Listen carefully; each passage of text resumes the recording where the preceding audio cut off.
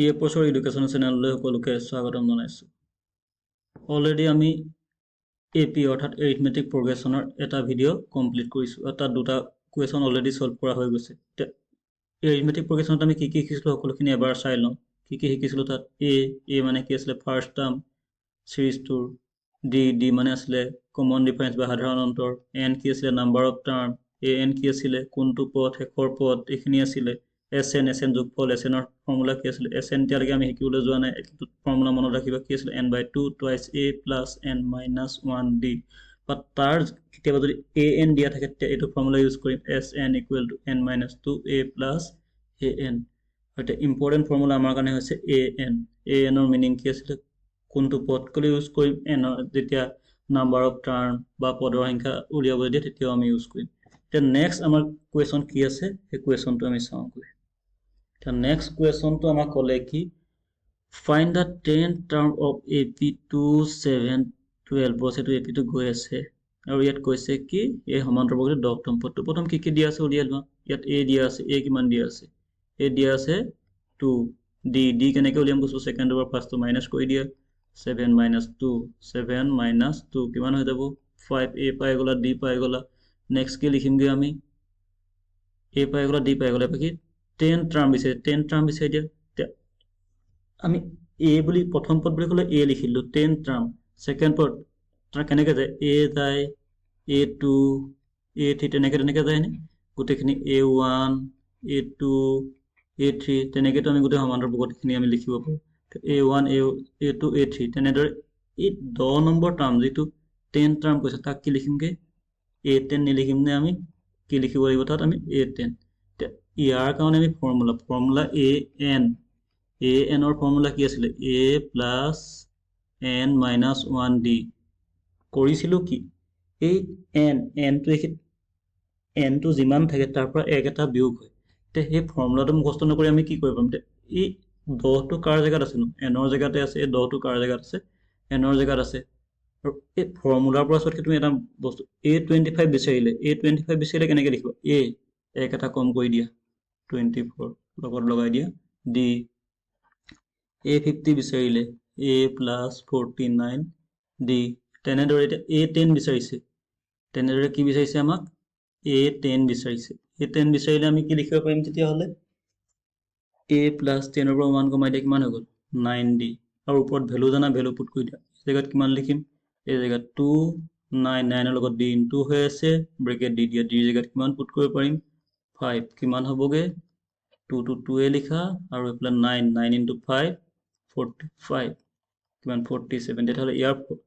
10 টাৰ্মটো কিমান হৈ গ'ল 47, তেনে 10 টাৰ্ম নিদি যদি আমাক দিলেহেঁতেন 5th টাৰ্ম কিমান A5 উলিয়াই দিলা হয়, a প্লাছ 4d কৰি উলিয়াই দিলেই হৈ গ'ল a প্লাছ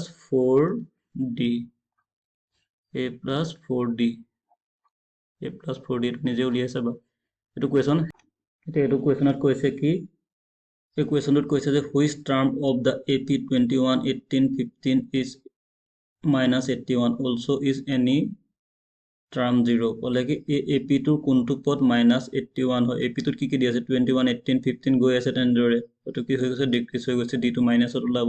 আৰু 0টো কোনোবা এটা পদ হয়নে নহয়, কোনো এটা পদ বা কিমান সংখ্যক পদ হুইচ টাৰ্ম এইখিনি কৈ দিলে মানে সেইটো হৈ যাব an। এতিয়া কি দিয়া আছে লিখি লোৱা, ইয়াত কি দিয়া আছে a দিয়া আছে, এই জেগাত কিমান পুট কৰিব এই জেগাত পুট কৰি দিয়া 21,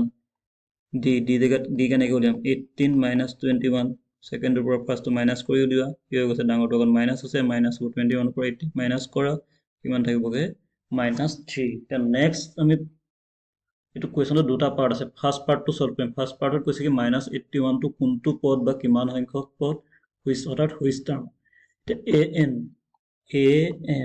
an বুলি লৈ ল'লোঁ কাক -81, কাৰণ নাজানো আমি কোনটো টাৰ্ম। এনৰ ফৰ্মুলা পুট কৰি দিম, কি আছিলে a plus n minus 1 d minus 81। এতিয়া ইয়াত কাৰ ভেলু জানো, এৰ ভেলু জানো, ডিৰ ভেলু জানো, পুট কৰি দিয়া এৰ ভেলু কি পুট কৰিম, এই জেগাত আছিলে 21 প্লাছ n মাইনাছ 1, ডিৰ জেগাত কিমান আছে ডিৰ ঠাইত পুট কৰি দিয়া -3, আৰু ব্ৰেকেট কিয় দিলোঁ কাৰণ ডাইৰেক্ট যদি -3 দিয়া এইটো কি হৈ যায় মাইনাছ বুজাই দিব, ডি আছিলে ইনটু হৈ আছে, সেইটো কাৰণে n মাইনাছ 1ৰ লগত ডিটো কি হৈছিলে ইনটু হৈছিলে, সেইটো কাৰণে সেইটো আমি ব্ৰেকেট দি লিখিম, মাইনাছ থাকিলে পৰাপক্ষত ব্ৰেকেট দিয়ে লিখিবা, ব্ৰেকেট দি লিখাটোৱে মই সুবিধাজনক। এতিয়া বাকী পাৰ্টখিনি 21টো এইফালে প্লাছ হৈ আছে ইফালে গ'লে মাইনাছ হৈ যাব ইফালে গ'ল n-1 তাৰ লগত ইনটু হৈ আছে -3 -81 21 প্লাছ হৈ আছে এইফালে আহি যাব মাইনাছ হৈ যাব বাকী পাৰ্টখিনি মই ইফালে কৰিছোঁ এফালে থাকি গ'ল n-1 তাৰ লগত -3 আছিলে -3 থাকি যাব তাৰ পৰা এইফালে থাকি গ'লগে -81 -21 দুইটা মাইনাছে মাইনাছে কি হৈ যাব +81 আৰু 21 প্লাছ কৰিলে কিমান পাবাগে 81 আৰু 21 যেতিয়া প্লাছ কৰি দিবাগে কিমান হৈ যাব 102 102 n-1 n টো ওলোৱাগে নে n উলিয়াবলৈ হ'লে কি কৰিম n-1 ৰাখি থৈ দিয়া আৰু ইয়াত এইটো কি হৈ আছে এই পাৰ্টটো ইনটু হৈ আছে ইফালে লৈ যোৱা -3 পাৰ্টটো -102 by -3 মাইনাছ কাট কৰি দিয়া 3 102 কিমান টাইমছ যাব 3 3 গুণ 9 আৰু এফালে কিমান থাকি গ'ল 1 12 3 4 গুণ 12 অৰ্থাৎ n ইকুৱেল টু কিমান ওলাই গ'ল 35 কেনেকৈ পালো এটা লাইন মই স্কিপ কৰিলোঁ সেই লাইনটো কোনটো স্কিপ কৰিলোঁ n-1 ইকুৱেল টু এফালে 34 প্লাছ 1 পাৰ্টটো নিলিখিলেও হয় সেইটো কাৰণে মই তোমালোকক দেখাই দিছোঁ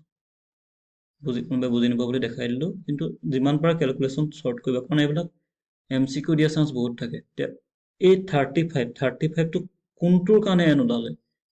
-81 কাৰণে ওলালে 35টো কোনটোৰ কাৰণে ওলালে -81 ফাৰ্ষ্ট পাৰ্টৰ কুৱেশ্যনখিনি এতিয়া আমাৰ হৈ গ'ল এতিয়া নেক্সট সুধিছে কি আমাৰ ছেকেণ্ড পাৰ্টৰ কুৱেশ্যনখিনিলৈ যাম কি বুলি ক'লে তদুপৰি তাৰ কোনটো পথ শূন্য হ'ব পাৰে ইয়াৰ কোনটো পথ শূন্য হ'ব পাৰে গতিকে সেইখিনি আমি আকৌ এতিয়া সলভ কৰিবলৈ যাম সেইখিনি সলভ কৰিবলৈ যোৱাৰ আগত আমি কি কৰিম a কিমান দিয়া আছে 21 ভ্যালুখিনি একে থাকিব কিন্তু 0 টো কোনোবা এটা টাৰ্ম হয় নে নহয় আমি চাব লাগিব সেইটো পুট কৰিবলৈ গৈছো লিখি লৈছো a কিমান আছিলে d কিমান আছিলে সেইটো লিখি ল'ম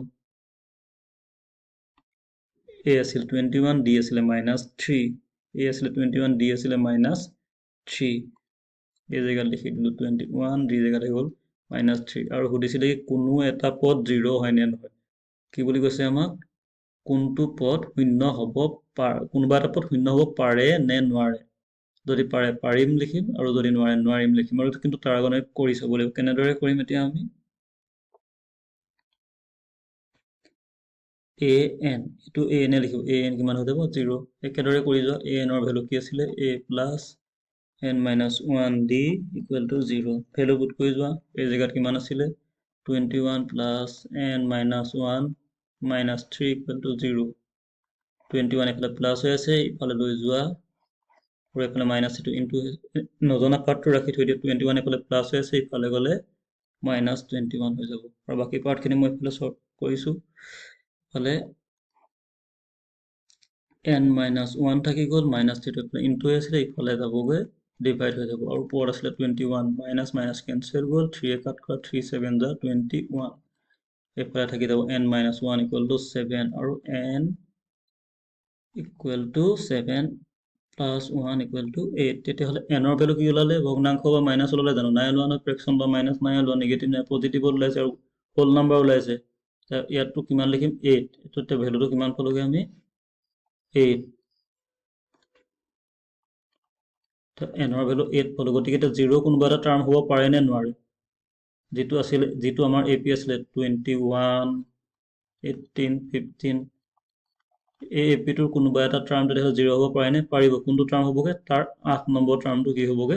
0 হ'ব পাৰিব তো লিখি দিলে হৈ গ'ল গতিকে APটোৰ 8ম বা 8 টাৰ্মটো কি হ'বগে 0 হ'ব পাৰে আৰু এই তোমালোকে এইখিনি এতিয়া নোট ডাউন কৰাত ইমান টেনশ্যন ল'ব কোনো প্ৰয়োজন নাই কাৰণ এই PDF টো মই আপলোড কৰি দিম আৰু ইয়াৰ লিংক ডিছক্ৰিপশ্যন থাকিব সকলোৱে ডাউনলোড কৰি ল'ব বা টেলিগ্ৰাম গ্ৰুপ থাকিব টেলিগ্ৰামৰ লিংক ইয়াত দিয়া আছে ডাউনলোড কৰি ল'বা